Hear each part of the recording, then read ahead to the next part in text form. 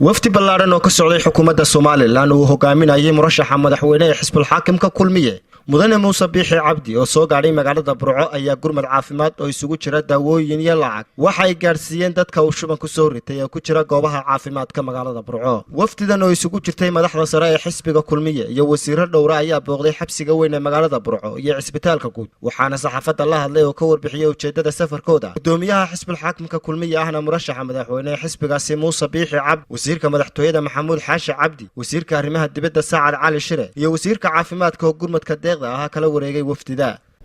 qaaraan ay soo ururiyeen dadka kulmiye kamid ah iyo taageerayaasheeda oo shanta qaaradood ba ka kooban iyo gudahaba ashqaas leh shirkad leh lacag ay soo ururiyeen baan usna halkan oo lagu taageerayo gurmadka lagu jiro shubiyadka lagu dagaalamay cisbitaalka Burco. kuwa kale goboladana saasaan ugu dadaalaynaa oo dadka aan ugu qayreynaa waxaanu ka mid nahay xisbi ahaan sida qof walba ugu qayran soo culimada gurmanaysa tijaarta gurmanaysa qof halkiisu ka cararaya marka maanta waxaan ku wareejinaa wasiirka caafimaadka 70 kun jeega oo ay soo direen shanta qaaradood adduunka iyo gudaha dadka jooga ee kulmiye taageeradooda ayaan ku wareejinaa. waxaan halkan kaga wareejinaynaa muxuu ahaayay wasaaradda caafimaadka isduwaha caafimaadka gobolka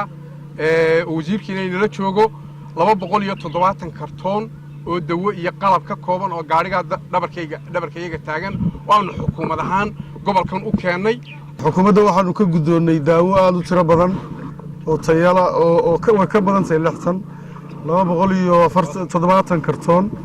oo dawo aad u tiro badan ka gudoonay gudoomiyaha xisbiga kulmiye lacag dhan $70,000 oo